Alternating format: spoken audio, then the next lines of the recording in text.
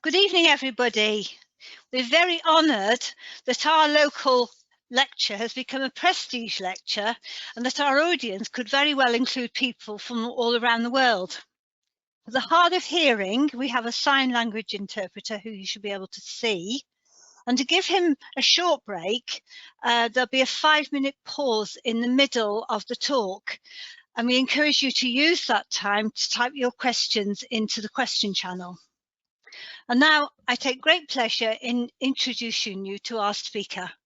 Professor Helen Gleeson hails from Yorkshire and went to Manchester University, graduating in 1983 with a first-class joint honours degree in Maths and Physics. Inspired by an undergraduate lecture course, she tackled the optics of liquid crystals for her PhD. She then spent 3 years in a rather unusual postdoc role, running an industrial-funded research unit at Manchester, an experience that shaped her future career. In 1989, she joined the academic staff in Manchester in physics at Manchester as their first female lecturer and subsequently held a number of posts in the university before moving back over the Pennines to Leeds as Cavendish Professor and the head of the Soft Matter Physics Group, taking up the head of school position in 2016. She has published many papers and received many prestigious prizes, including the Medal of the Institute of Physics and Société Française de Physique. Professor Gleeson was awarded an OBE for services to science in 2009, recognising her work in education, in outreach, in particular encouraging women to study physics. This is very relevant to the Limitless campaign currently being pursued by the Institute of Physics, aiming to reach the underrepresented groups of people in physics. And in 2018, Professor Gleeson won the Times Higher Education Award for Outstanding Supervisor of the Year.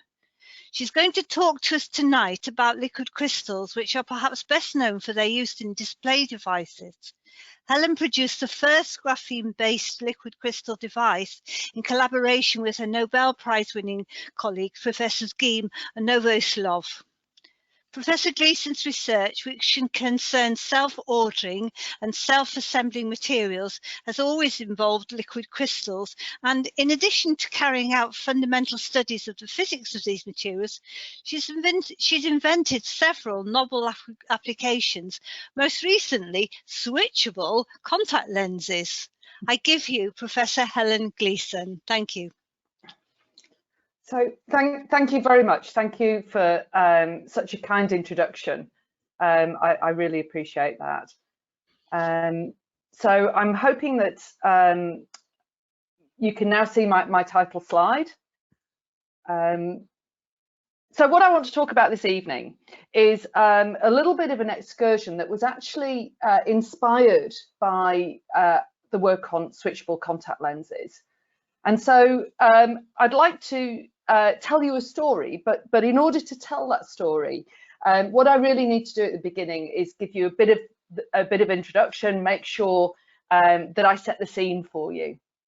So although I know that many people, most of you, will have heard of liquid crystals, I want to give you a little brief introduction to liquid crystals and what they are and why they're so special, because that allows me then to build on some of the properties of the material, some of the old concepts, to really take us through to some of the new approaches that are really emerging. Okay, so the first half of the talk, primarily before the break, I'm going to talk about what liquid crystals are, why they're special, where they're used in devices, and then I'm just going to take a little bit of a trip further to introduce how you can make a liquid crystal into a rubber. And that'll then allow me to have a nice launch pad to take you through the second part of the talk, where I want to explain what liquid crystal elastomers are, show you some what I think are amazing results, and then follow them up with some even more remarkable ones, one of our very recent discoveries. And we can perhaps speculate a little bit about what the future might still hold. So what's a liquid crystal? Well, almost everybody will have learned at school that there are three very well-known states of matter: solids, liquids, and gases. And they describe most of the materials around us extremely well. A classic example is water, which in its liquid form is indeed water. If you freeze it, it forms a solid, which is ice. And if you boil it, it forms a gas, which is steam. And that's a perfectly good descriptor of many of the states of matter, but it doesn't tell the whole story. There's a whole class of additional phases of matter that can form if the molecules have special properties. And I'm going to talk, first of all, just about the shape. Okay, so if I take long, thin molecules, rod-like molecules, like I've shown in the diagram on the bottom left of this slide, these molecules can form an ordered fluid. So this is a different kind of state of matter. Okay, and what's special about it is that although the molecules can move around very freely, just as they would in any liquid, they're perfectly free to diffuse around, the shape of the molecule causes them to point more or less in the same direction. And so that kind of material has what's known as orientational order. It's an ordered fluid. And actually, this is a liquid crystal. I'm not very fond of the term liquid crystal because people imagine that what we have is something like a glass of water with ice floating in it, a liquid with crystal in it. And that's not the story at all. What we have in a liquid crystal is an ordered fluid. And if we're going to think about food, I know many of us will have just eaten, I'd much prefer to think about liquid crystals using the analogy I've shown you there, where I've got long, thin sausages, and if you shake them about on a plate, they can still move about, but they tend to point all in the same direction. So that's a state of matter which is quite distinct from just a liquid, where the molecules are just spherical, they've got no particular shape. And for those of you who are interested in chemistry, what I've shown there in the chemical symbol is the first room temperature liquid crystal, which was actually discovered in the United Kingdom, and there's a whole story that goes behind how the discovery of that class of molecules actually led to the invention and application of liquid crystal displays. Malvern played a very big part in that role, and very big part in developing that technology. And of course, it's part of our everyday life at the moment. So what makes these molecules even more special is that not only are they long and thin and they tend to point in the same direction, which gives them some unusual properties that I'll come on to, but they also have dipoles. So in the molecule I've shown you there, one end of the molecule will be slightly more negatively charged than the other end. So we've got a dipole in the system. And that dipole means that if we apply a voltage across a material, a liquid crystal material, then the molecules will rotate to respond to that voltage. A little bit like iron filings will respond to a magnetic dipole. What we have in a liquid crystal device is an electric field and an electric dipole on the molecule, and the molecules will rotate. And because we have a fluid, that rotation takes place really easily. Okay, so it costs very little energy for that to happen. Now, even more important in terms of the properties of liquid crystals that allow them to be used in liquid crystal devices is the fact that they interact with light. So this next movie here shows an image of a liquid crystal device taken in our lab, where we're just cycling through different applied voltages that you can actually see in the top left of the image. And you'll notice a few things, that actually the response starts at very low voltages. We have to apply less than 1 volt for the molecules to start to do something.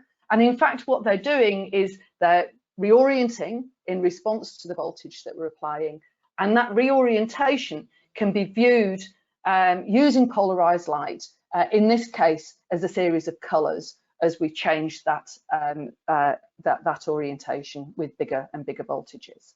Okay, so I hope what I've demonstrated there is that what we have is a very special kind of material that interacts with light and interacts with electric fields, and that allows us to make the electro-optic switch, which led to classic use in liquid crystal displays.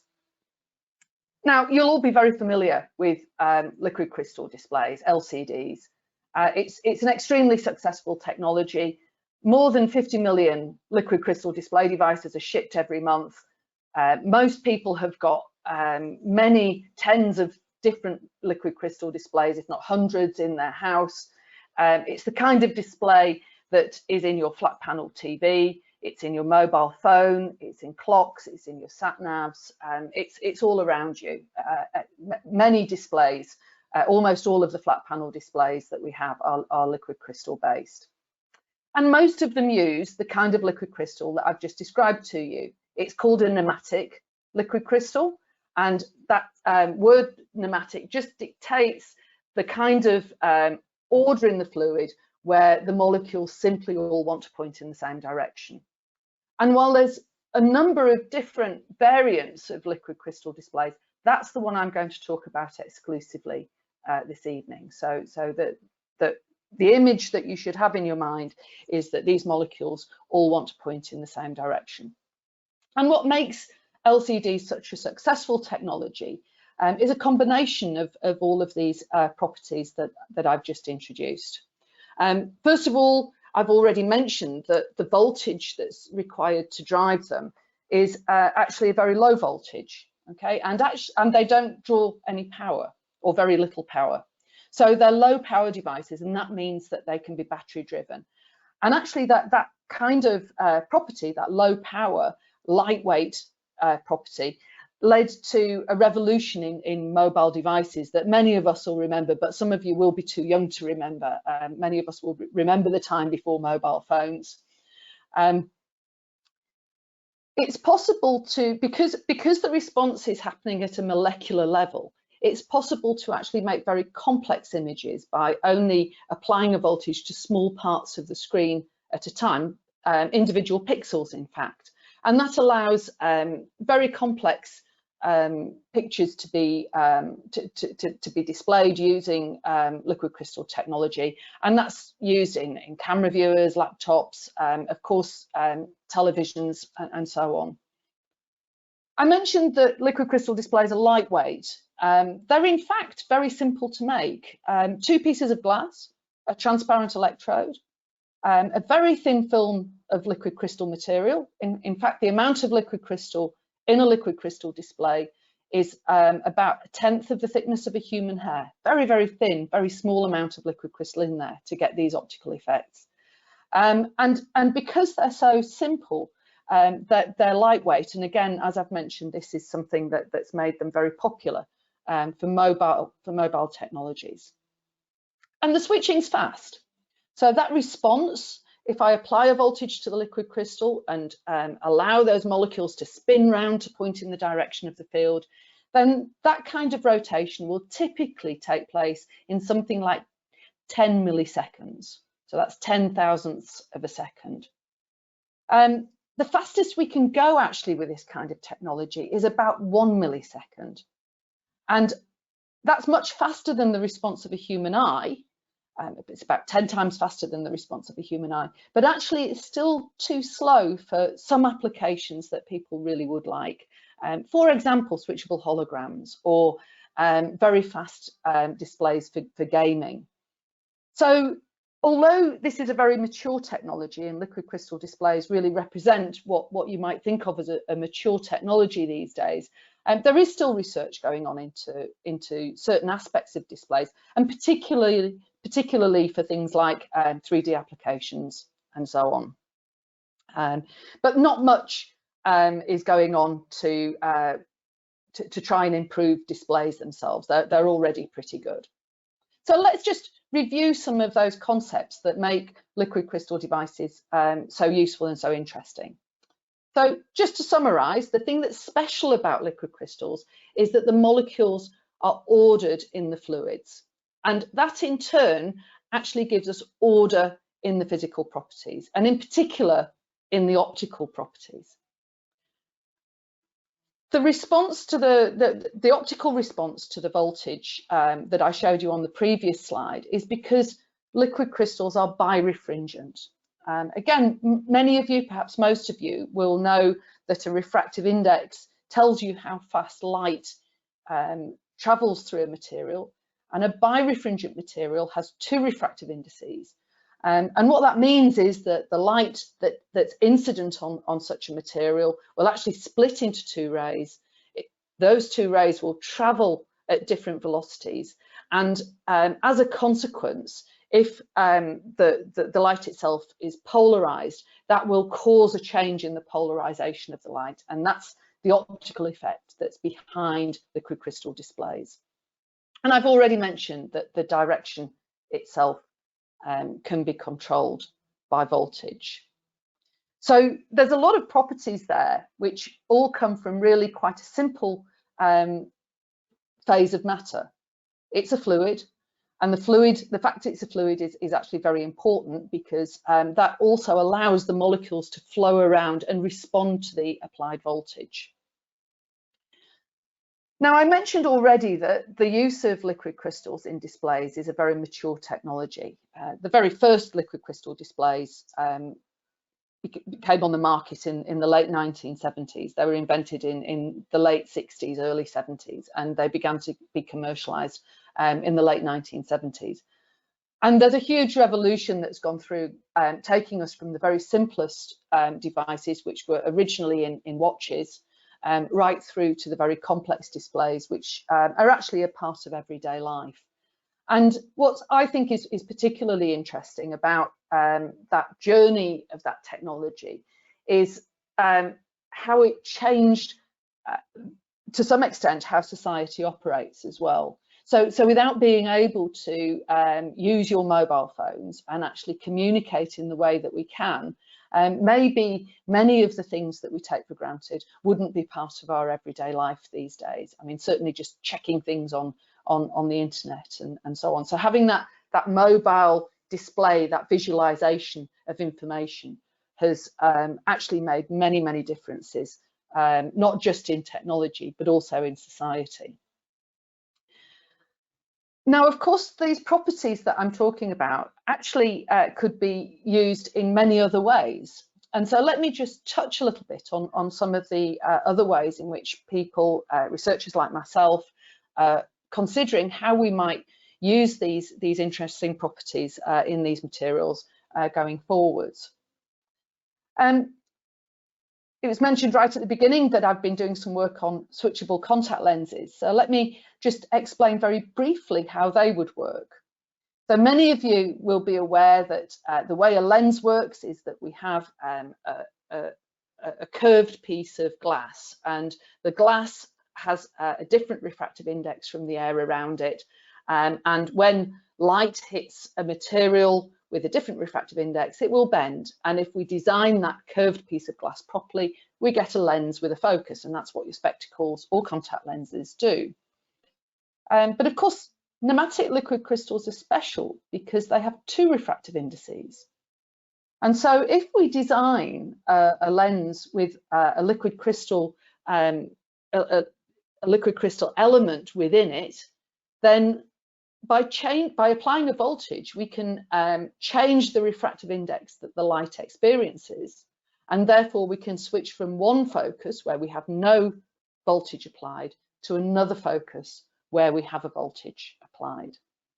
Now, that was known actually, or that idea was thought of again quite early on in the 1970s. One of the challenges that I very much enjoyed, and this is one of the reasons that I think doing research is so exciting, was whether or not we could make that into a contact lens. And in fact, the challenge was put to me by a colleague at Manchester who works in contact lenses. He's an optometrist. And we spent quite a fun few years trying to work out if we could do that. And the challenges are very obvious. So, for example, we needed to be able to make a lens out of a liquid crystal that gave us enough focusing power and yet was thin enough to sit on top of the eye. We also somehow had to get the voltage to it. And I have to confess that our very early devices all had wires leading to them from batteries, which, you know, I did realise wasn't going to be particularly acceptable in the marketplace. Okay, so actually taking an idea from concept through to application has a lot of steps, some of which are very obvious, but they're all challenges to actually try and get working. So in the end, the team who actually took this idea forward did some wonderful work miniaturizing the electronics, looking at flexible electronics and actually putting them on contact lenses as well. There's a lot of work at the moment on moving light around. The ideas behind this are for the automotive industry, for making buildings more energy efficient so that you don't have to light everywhere, but the light might follow you around dynamically as you move around. And the optical effect that's made use of there is diffraction. So again, because we can make these molecules, the optical properties change very easily with very small voltages for liquid crystals. The idea of making a diffractive device that can move light around very easily is one that's quite attractive. It's particularly interesting at the moment as well because people are thinking about using that kind of phenomenon to make augmented reality or artificial reality visualizers. Again, this is moving towards the next generation of displaying information. And a very simple but effective approach to using liquid crystals is to include them in windows. So again, you have windows which are smart windows.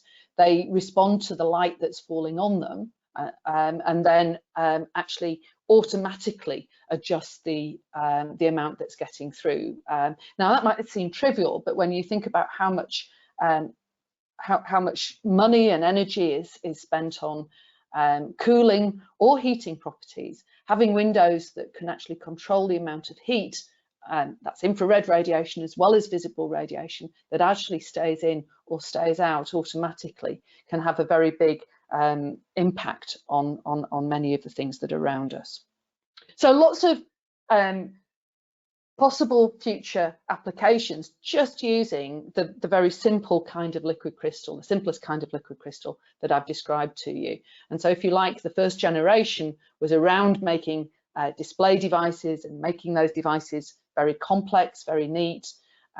Again, for those of us who've been around a little bit longer, actually providing the answer to that dream of can you have a TV that you can hang on the wall. It seems like a very obvious dream that some of us had when we were much younger these days, but that was something that was science fiction in those days. All the way through now to seeing where we can get added benefit from this very impactful technology. Now, I mentioned that I was going to talk about liquid crystal rubbers. And so let me explain how you can go about making a material which is both a liquid crystal, and that's what I've been talking about for the last 10-15 minutes, and a rubber. And the simple way of doing it is to actually take those long thin molecules and join them together. And because I had a theme of sausages earlier, I had a little look on the internet, and there you can see a nice image of how you might take molecules and attach them together to make a long thin polymer. A polymer is a material made up of lots of individual monomers. Okay, so we've got links of liquid crystal units. Now, if we actually do something a little bit more than that, and we don't just have links between the molecules at the ends, but we actually take those molecules and we attach them to a network which might be cross-linked. Okay, so the links are now forming this rubbery network, and we've got liquid crystal molecules which are either along the network or dangling off it. Then we get something called a liquid crystal elastomer. And these have really remarkable properties. And I'm going to just tantalize your imagination with them for the next couple of minutes before the break. So at the bottom of the slide here on the left, I've shown a network which is meant to represent a polymer network where I've got my liquid crystal molecules hanging off the side.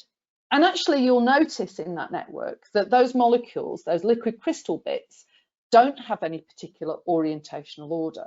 They're pointing randomly. So that would be a non-liquid crystalline elastomer. But you can imagine that when I stretch that elastomer, as shown by the arrows, then what might happen as I pull that network is that it causes those liquid crystal molecules to point in the same direction.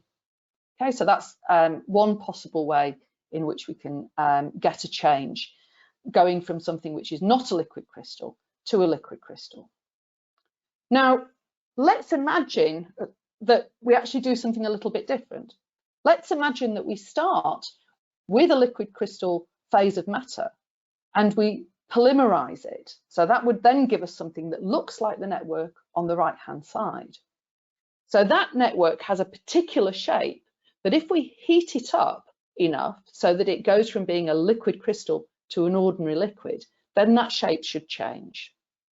And this is exactly what we're seeing on this slide here. Let me explain again by showing you a diagram first, and then I'll show you the movie.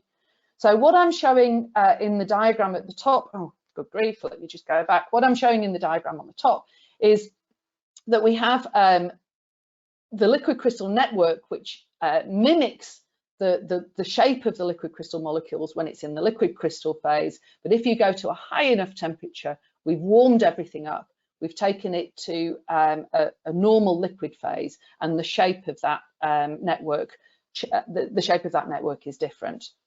So looking at the movie on the left-hand side, at high temperatures, at 115 degrees, we have a liquid crystal elastomer, which is shown, which is the transparent bit, the transparent rubber, which a weight is hanging off. Okay, now let me show you what happens. Oh, there's my mouse gone. When we actually change the temperature. So we're going to cool that. Come on, show the movie. Oh, it's not going to show the movie. Okay, this is disappointing. I should have checked my movies. Right, I'm sorry about that. What I'm going to do is I'll fix that in the break and make sure that the movie works in the break, and I'll show you that after the break. That's very convenient that we have one. But let me just explain how we can take this one step further. Okay, instead of just the length of the polymer changing as we heat it and cool it and changing by a very large amount, because we have because we have properties that are different in different directions, then we can start to get other transformations. And here what I'm trying to show is if I have a disk of a liquid crystal polymer, then of course you're all very well aware that I can describe the circumference in terms of the radius of that disk. But if I now have the disk made of something where the expansion coefficients are different around the circumference than they are along the radius, and we can get this because the molecules give us order in the structure, then we find that when we change the temperature, we no longer have that the circumference is 2 pi times the radius. And the only way that that can happen is if my disk pops out from 2 dimensions into 3 dimensions. And I have a diagram on the next slide showing this. So here we've got a liquid crystal elastomer at low temperatures. And when it's heated up, what's happened in this liquid crystal elastomer is we've treated it to make sure that the molecules are pointing in particular directions in different regions. And when we heat it up, you can see that it goes from being flat to being conical. Okay, we have a short 5-minute break now. As I say, I'm going to make sure that I fix the movie in that time. And I'll look forward to seeing you back. We're at 8 o'clock, so that's going to be at 8:05. Okay, fantastic. I hope you all had a good break.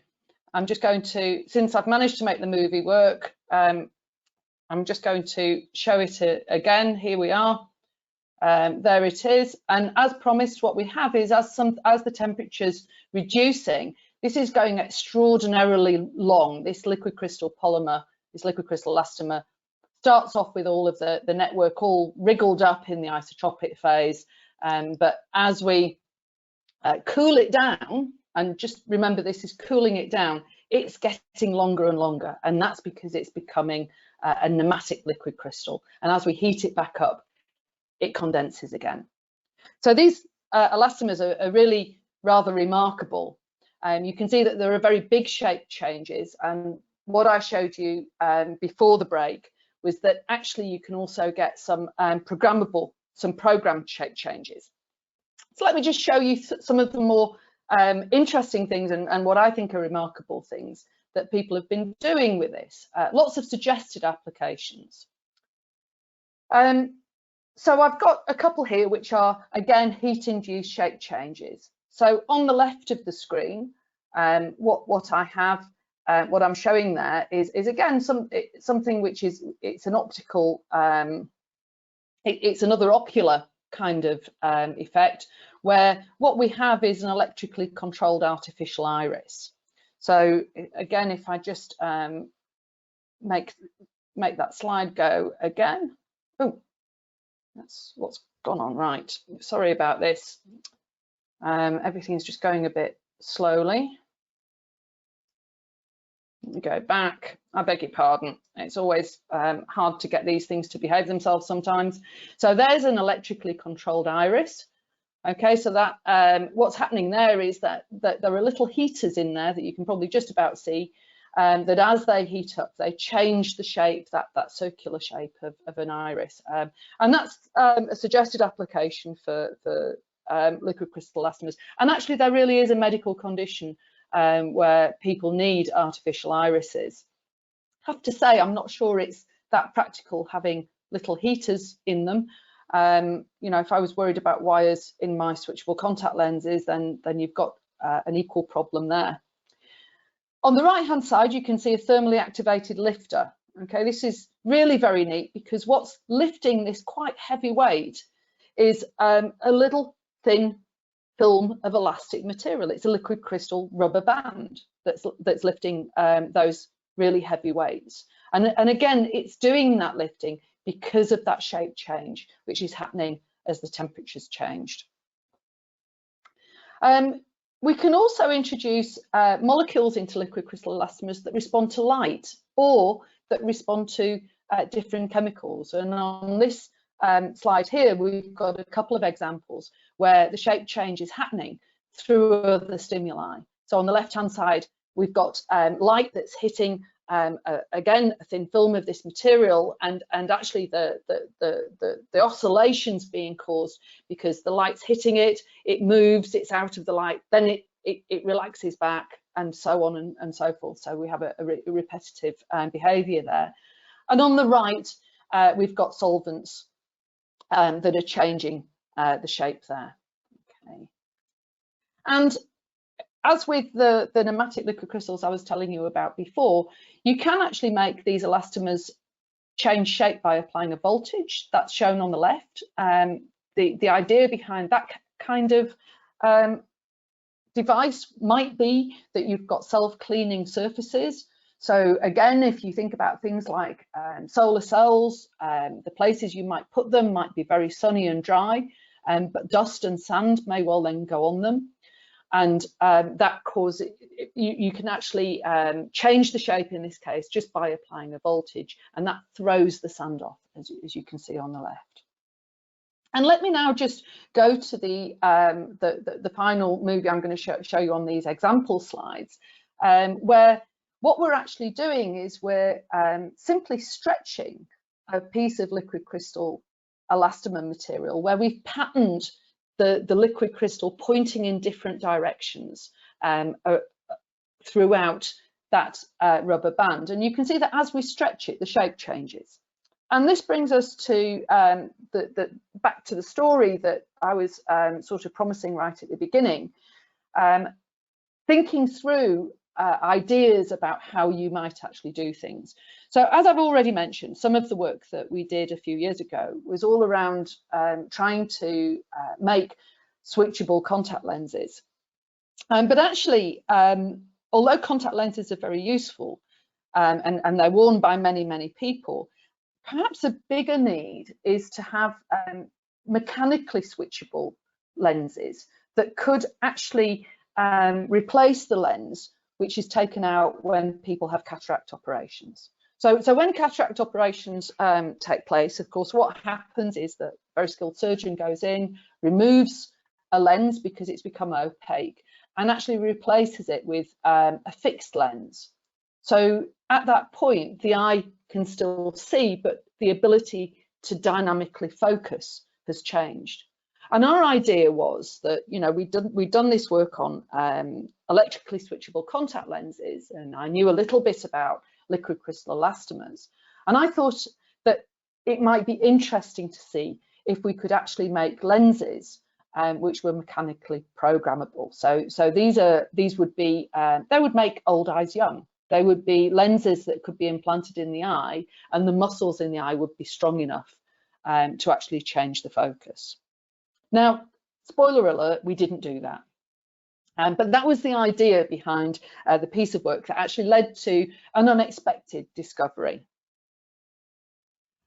Now, of course, for mechanical lenses to be made, we need to actually stretch the material and understand the mechanical properties.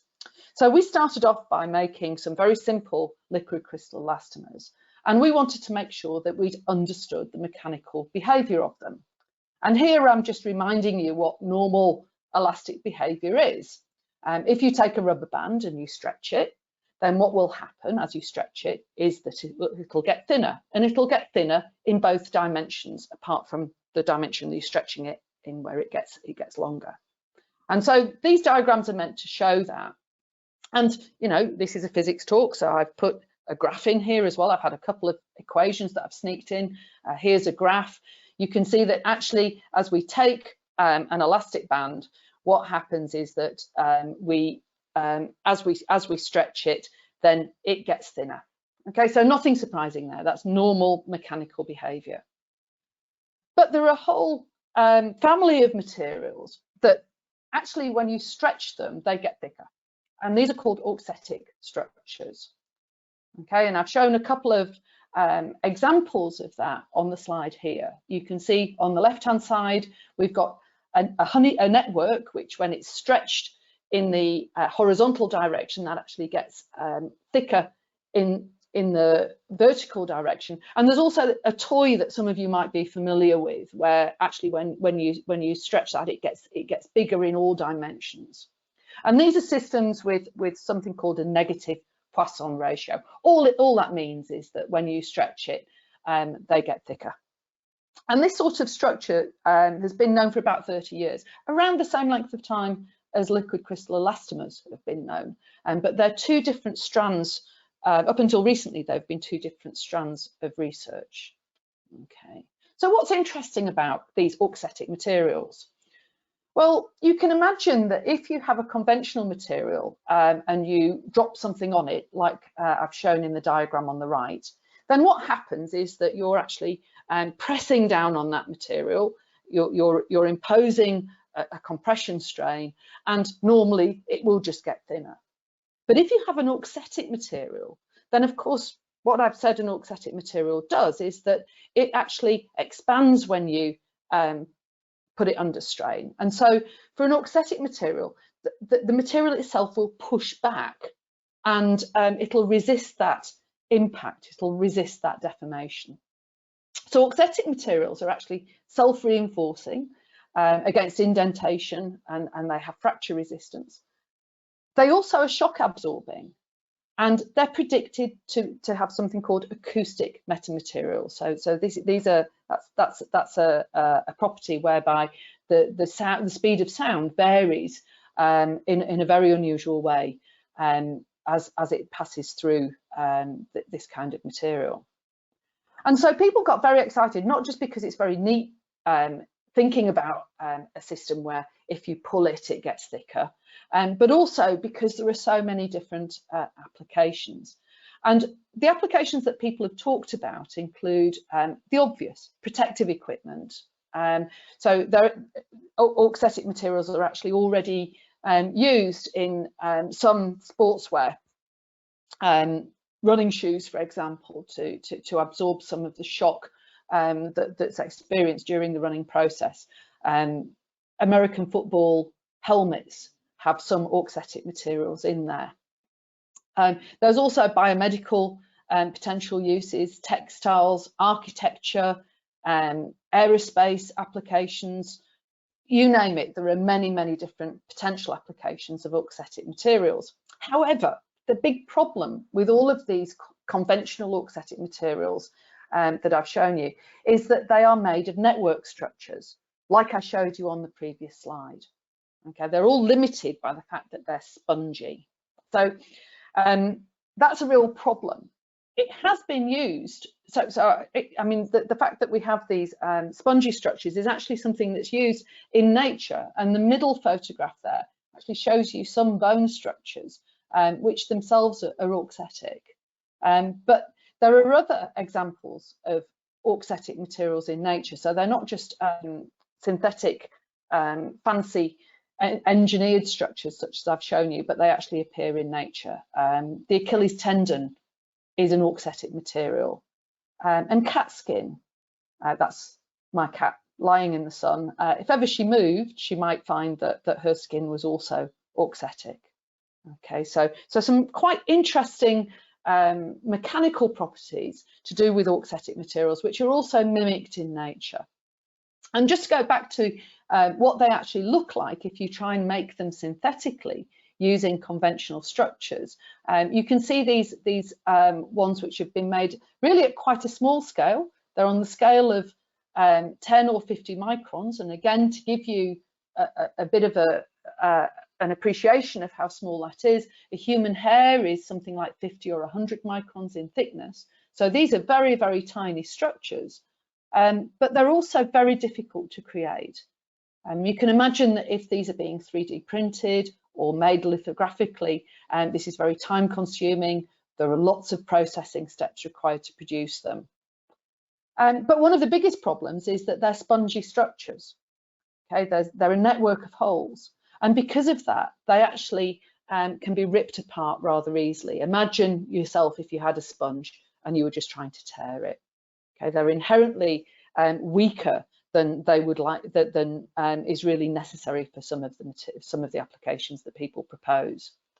So just to summarise that, normal materials get thinner as you stretch them. Auxetic materials are known, and they will get thicker as you stretch them. But the synthetic auxetic materials that were known up until 2 years ago were actually all these spongy structures. And they had limitations in how small they could be made. They were very complex to make, especially at these small levels. And the porous structures reduced the strength of the material. Now, when we were playing around with our liquid crystal elastomers, remember we wanted to make some of these liquid crystal rubbers. We wanted to test their mechanical properties because we were interested in whether we could change the optical properties when we actually stretched them. But a very talented PhD student who was working with me when he was doing those experiments noticed that when he monitored the fractional thickness of the films that we'd made, as he strained them, at first, of course, they did get thinner. But then if you look at the graph on the bottom right, you can see that past a certain threshold, those films start to get thicker again. So as we're stretching our liquid crystal elastomers, they get thicker rather than thinner. We filed a patent. We published the whole discovery. We were very excited about it. You can see a picture of our auxetic material on the right hand side there. It's transparent, it's very soft, it's very rubbery, it thickens when we stretch it, and that actually happens at a molecular level. So the thing that's really interesting about the material that we discovered is that we didn't have to make any sort of network, we didn't have to do any sort of printing or lithography. We simply make our liquid crystal rubber, and that auxetic response actually happens at a molecular level. Okay, and because it's at a molecular level, in principle, that means that auxetic response can be engineered into very, very thin films. It's a very simple process to make the polymer. We basically mix the components together, put them in a mold, shine UV light on them, and there's our film. So very, very simple. And so because there's no size limitations in terms of making this very thin on the auxetic material, it opens up the possibility for a whole range of different applications. You can imagine some of the headlines. I particularly like the one, well, I don't know if I liked it or not, but scientists find a new way to skin a cat was an interesting take on the work that we'd done on liquid crystal elastomers. I would never skin a cat. Okay, so just to emphasize some of the things that were quite different about our material, there was no porosity. So in contrast to the conventional structures, our structures, if you look at them under the highest magnification you can, and we used atomic force microscopy to actually look at the molecular level, there was no detectable porosity. And actually we could check that by just seeing whether volume was conserved when we actually pull the material. The other thing that's interesting about these liquid crystal elastomers that are auxetic is that they're very transparent. You can see that from the film on the top left. And of course, when you have a spongy structure, sponges are not transparent. So we have a whole new family of auxetic materials which respond on a molecular level. They are synthetic, and they don't have some of the flaws that conventional auxetics have been plagued by in some of the applications that people would like to use with them. Okay, so we don't have that structure, that chain structure that allows that weakness. So what's the physics? It was a really surprising discovery. We weren't sure what was going on. So we spent quite a lot of time trying to understand the physics of what was going on.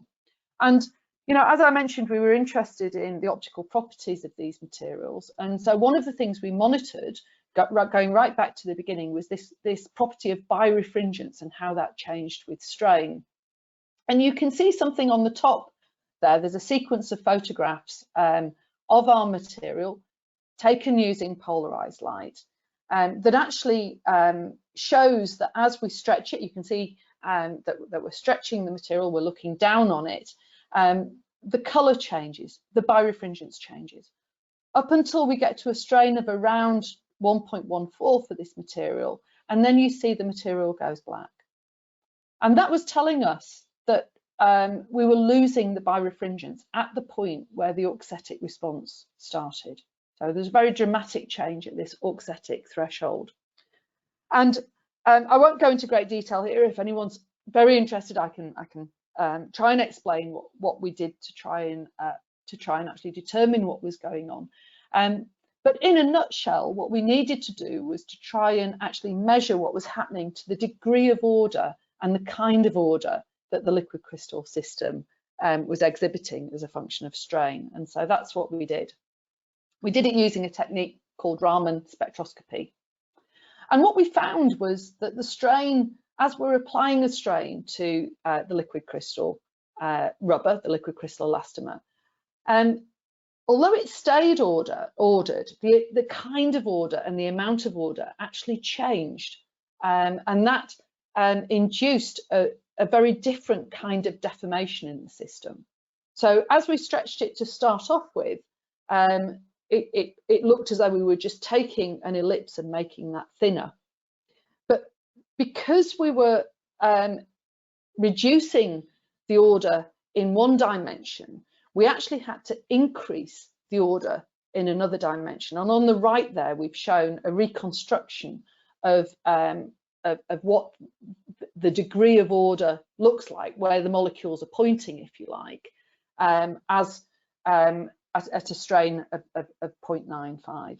So on the left, we've got the molecules all pointing, so most of the molecules are in the red direction, they're all pointing sort of across that ellipse. And as we pull it, some of the molecules start to point in the vertical direction, and that's the thing that actually allows us to allows the film to get thicker as we're straining it.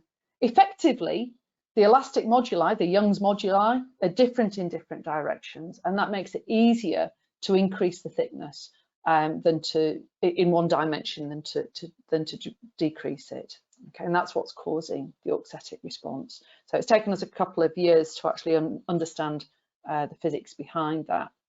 And we're also beginning to understand some of the design rules of how to actually make these materials better. So the first one we made by accident. Of course, we want to make it better if we're going to put it in applications. We know that we need the nematic phase itself to be very stable. We know we need it this elastomer to be a nematic material over as wide a temperature range as possible, and theory tells us that.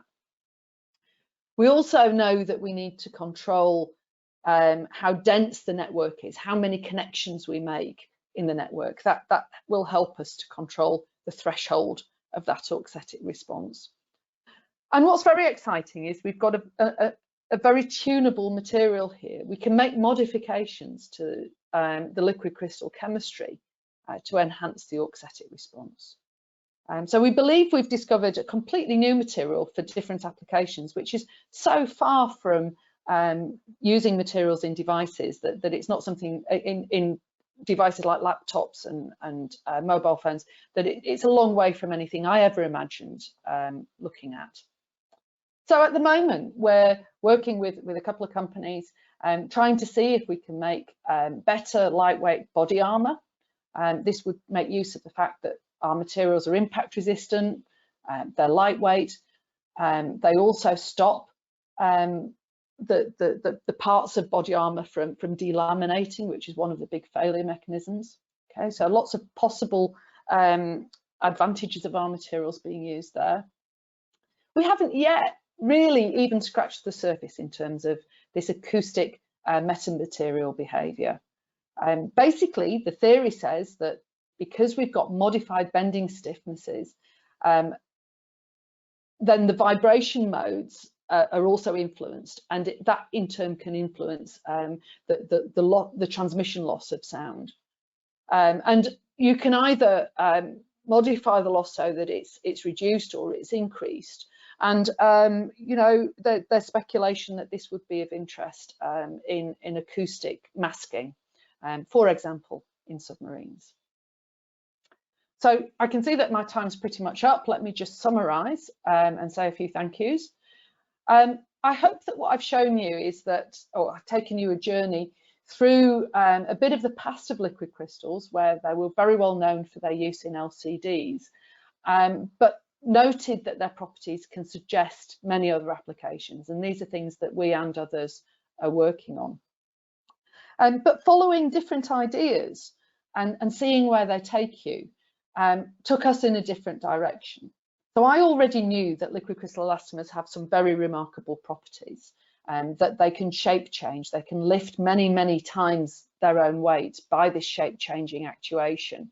But because we rather simplistically wanted to understand what the optical properties did as a function of strain, and we took the care to measure that quite carefully, we realised that what we had was the first synthetic or auxetic molecular material, and we're looking to see all of the different places that we might be able to apply those.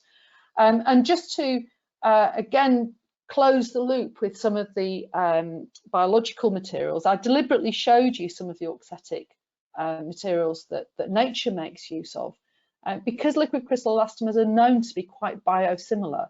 They're soft materials, they're stretchy. They actually match very well with naturally occurring materials. Okay, so and again, just to give you a little whetting of the appetite, I know some groups who are looking at using liquid crystal elastomers actually to replace discs in spinal injuries because of that biosimilarity. Okay, so there are many things that we think might be exciting, and that's where we think some of the future might go. I hope that what I've shown you is that materials that form phases which go slightly beyond solids, liquids and gases can be interesting, and we've known them for quite a long time. That you can actually incorporate some of the physical properties which are in fluids into polymers and rubbers, and when you do that you get a whole different class of exciting materials. and that actually there are many things that I'm sure are still just waiting to be discovered, and Synergy, working with a really good group of people who pasted themselves all over this photograph, actually led us to some of those discoveries. This is the Elastomer team at Leeds who are working with me, now trying to understand the fundamentals in more detail, and also perhaps take those fundamentals and the materials to applications. I'll stop there, and thank you all very much for your attention. Well, Professor Gleeson, thank you very much for a very interesting talk. Looking at the questions coming in from the audience, there are quite a number which I'll go through. Before I do, I'll just say that those who have got questions, please type your questions into the question panel, and I will go through them in the order they've come in. So the very first question is from Michael Hale. Questions: do you see materials coming that can change shape and color like octopus skin? Oh, now like octopus skin, I don't know. I think that's fascinating, right? Changing shape and color, definitely. So I've already shown you the ones that change shape. There's a whole different class of liquid crystal materials that I wish I'd had time to talk to you about, which also reflect particular colours of light. These are the materials that are in forehead thermometers and so on. And normally they change colour with temperature. So because we're changing shape with temperature in some of these materials, and we know that the colour could also change, I think, yes, absolutely.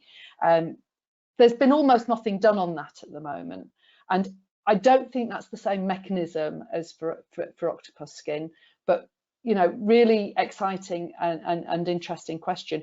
And the one material I did show you that responded to light, when light shines on it, it changes colour, but not very dramatically. So the colour change is then from let's say deep blue to very light blue. So it changes the tone of the colour rather than the actual colour. But yeah, I think that's a great question. I'm sure it can be done, but it hasn't been done yet. Right. The next question is from Derek Cunningham. What are the characteristics of ordered fluid that led to the naming as a crystal? Oh, right. So the story it goes right back to the late 1800s. So a chemist called Reinitzer was trying to make molecules out of cholesterol-based materials. Basically, he boiled up a lot of carrots and then did some neat chemistry on them, and he isolated molecules which were cholesterol esters. So you'll have all heard of cholesterol, and that's the base unit. These are cholesterol esters. And whenever chemists make materials, they try and check how pure they are by measuring their melting point. And he did this, and he found that that particular material had 2 melting points, which was really odd. Didn't understand it. So it melted once and then it melted again. We know now that it melted from a crystal to a liquid crystal and then changed again from the liquid crystal to a normal liquid. He wasn't sure what was going on, so Reinitzer got hold of his friend. His friend was actually a physicist. He looked at this, and he looked at it using polarized light, which geologists use to look at birefringent crystals like calcite.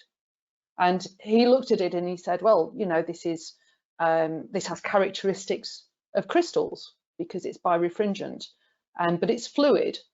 So actually it was in German. That was a German discovery, and they were called flowing crystals, crystals that flow. And that's how the name originated. It's kind of rather beautiful when you know the story.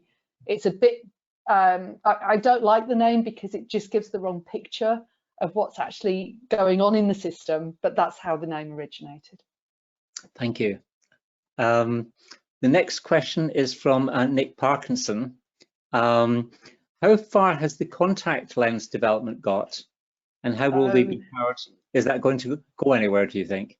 So it's kind of a sad story. So it was going really well. We had a company called Dynamic Vision Systems. Ultravision actually worked with us on the original research. So we had a company, and you can tell I'm saying this in the past tense. We had good patents. We had a company, and what happened was what happens to so many, you know, they're seemingly great ideas. There's something called the valley of death when you're taking a good idea to market, and so we'd had quite a lot of good investment. Round about this time last year, the company needed the next stage of investment. We all know what happened this time last year, and it didn't get that investment. So unfortunately, the company just stopped. So it did get to the point where it had made a contact lens that it didn't look very beautiful actually, but it was ready to go on eye for on-eye tests. But yeah, so a bit of a sad story. Who knows? It might still rejuvenate. But you can see I'm now wearing glasses. Very disappointing. I think there's another question later on which asks the question, how does the wearer change the focal length? So there are all sorts of really good questions. We had an idea that eventually we would be able to make them clever enough, and we're talking 10, 15 years time, we would be able to make them clever enough to use eye tracking technology to actually see where you're focusing and to feed back to apply the right amount of voltage to change the focus. Okay, that was the 15-year plan. The 2-year plan was that we would have something like a Bluetooth bracelet. You'd just touch the bracelet, it'd switch from one focus to another focus. So simple, immediate solution, but a longer term, really neat thing, so that, you know, the idea was that you would be able to just look wherever you were looking and your contact lenses would respond. And I think that that's possible. You know, I talked at the beginning about televisions on the wall being science fiction. You know, it's clever engineering, it's clever ideas. I think it's possible, but I don't think my company will do it. Not that one. Thank you. That's a shame that. Yeah. Another question I have from Betty Poskadu. Does the 2D to 3D shape produce modulation of the color? Is it the case of changing from 2D to 3D shape that you showed just before the break? So no, that happens without a change in color. That one. So that I can't remember the diagram. Maybe I might have done a rubbish diagram where it changed color. And if my diagram changed color, I apologize. I was trying to demonstrate that it was a shape. It was just a shape change. So most of the liquid crystal elastomers that I was describing are just transparent. We've not tried to, and people in general aren't incorporating colored units, although they could. So there's not a color change associated with the shape change. Again, it goes back to that point right at the beginning. I think that could happen. I think it would be rather remarkable to start combining those properties, but people have tended to focus on one property, like changing shape with temperature or changing shape by shining light on the material, and there's not been so much on combining the properties. Thank you. The next question from Robert Mosscrop. What determines the temperature at which liquid crystals become normal? And could this be used for practical applications? Very good question. And it's all to do with the energy of the system, right? So we've got a system of molecules, and if those molecules are relatively small, so let me start again. I said that liquid crystals needed to be long and thin to form a liquid crystal phase. So the longer they are, the more likely they are to form a liquid crystal phase. Okay, you can perhaps imagine that. And so, but if they're longer, they might also crystallize. So we've got to make a liquid crystal phase, we've got to try and balance the desire for the system to line up really, really well and form a crystal, with the disorder that would force it into just being a normal liquid. And so we're trying to balance the desire to crystallize with enough entropy or disorder in the system to form that liquid crystal phase. So we find that slightly bigger, slightly longer molecules tend to form liquid crystal phases over wider temperatures. And actually it's incredibly important that we know how to control this. I mentioned right at the end that we need to have a very wide, stable liquid crystal range to get this auxetic response. But even in display devices, it's really important. The very first watches and calculator displays that were made out of liquid crystals in the 70s and 80s, if you left them in a car in the summer and the car got hot, it would heat the liquid crystal up and it would stop working. The whole display would stop working until it cooled down to a low enough temperature. And some people in the audience again might remember that sort of thing happening. And actually engineering the mixtures, the liquid crystal mixtures, to make sure that they stayed liquid crystal from -40 up to at least 100 degrees C was a big part of the work that was done at Malvern, because the military absolutely saw use for liquid crystal displays in the 60s and 70s. They got very involved in their development, but for anything to be used as a display device in a military, in military transport or whatever communications, it's got to work over that temperature range. So usually it won't happen with one single molecular type in there. There'll be a whole mixture of different molecules to try and get that balance between order and disorder, which is what this phase of matter has to work with. Another question is that you illustrated liquid crystals as being a set of sausages. Can different shaped molecules, for example, set of plates or something else, can they form liquid crystal phases? They absolutely can, and a set of plates is a great example. They would be so-called discotic liquid crystal phases, so disc-like, and they form different kinds of structures than the one I've shown you, but again, they're ordered fluids, and they're less common. Okay, there aren't as many materials that form discotic liquid crystal phases, but people have been interested in them quite a long time because you can actually make semiconductors out of them, and so for a number of applications, people are interested in those properties. I believe that the discotic phases are also used as very high level lubricants, and again that's their viscosity properties, their unusual viscosity properties. But they'd be a bit expensive to use. Just WD-40 probably does most things. Much cheaper. But that then, of course, comes to the next question coming from Robin Burton. Why applications such as smart windows are not widespread when you say it's relatively cheap? Have you any comment about that? Why they're not used, for example, in large, a couple of square feet window?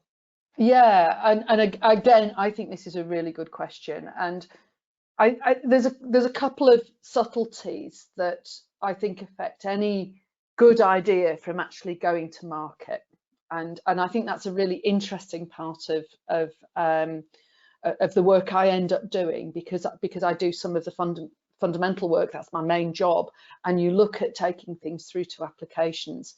You can see so many pitfalls along the way. So people will only invest in making devices if they're going to make a big profit. Okay, so somewhere down the line, the investment that goes into something has to be a return for the people who've put the money in initially. And so there's a whole business calculation there. And one of the things that cause difficulties with the smart windows, or one of the challenges, let me just put it that way, is so there's a number of challenges. One is that if you have them as electrically switching, you need electrical connections to your windows. Okay, that's your first problem. And actually many buildings don't have that.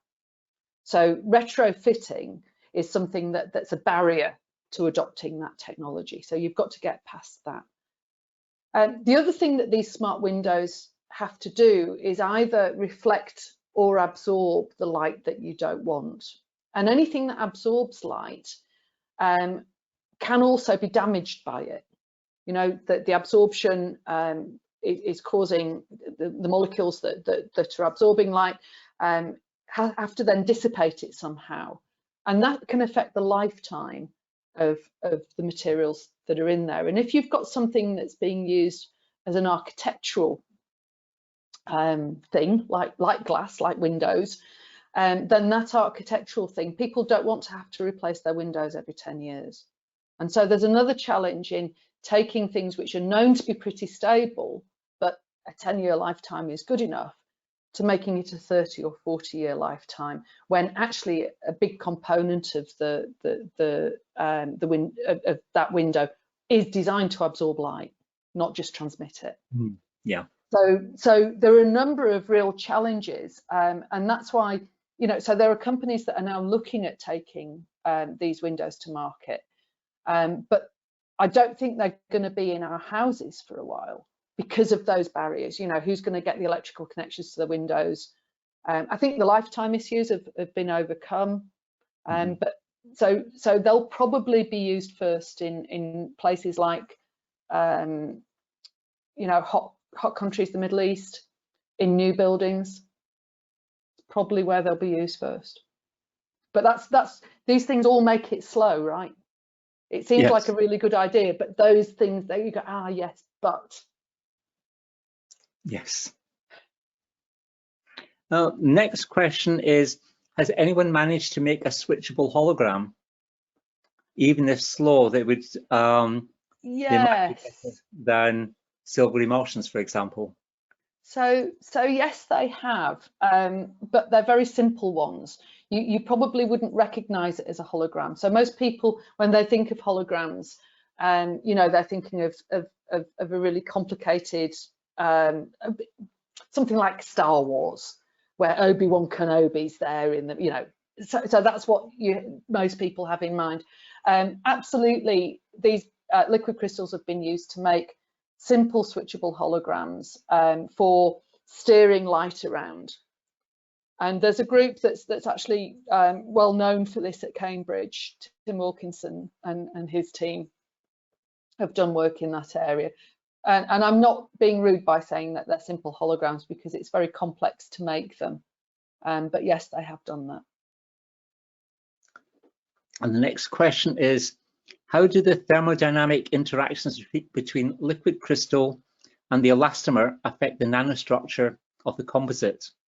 Ooh. Do the liquid crystals ever aggregate or form percolation pathways? That is from Alison Nedoma. Thank you. Good question. So the liquid crystal molecules in our system are chemically anchored to the network. Okay, and I might not be understanding the question properly, and I do apologize if I've got the wrong end of the stick.